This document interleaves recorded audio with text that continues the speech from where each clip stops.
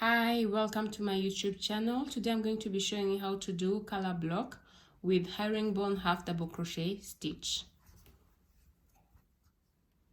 When you're having two colors and you're using herringbone half double crochet stitch, this is how you do the color block.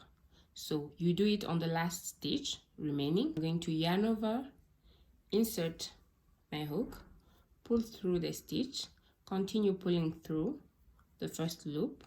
Then instead of yarning over with this turquoise color, green turquoise color, I'm going to yarn over with the mustard color. Then continue doing herringbone half double crochet stitch. I would like to show you one more time how to do it.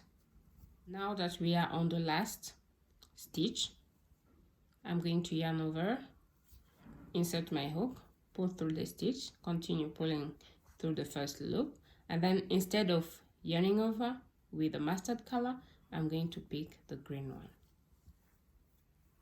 So you do that on the last stitch of the previous color.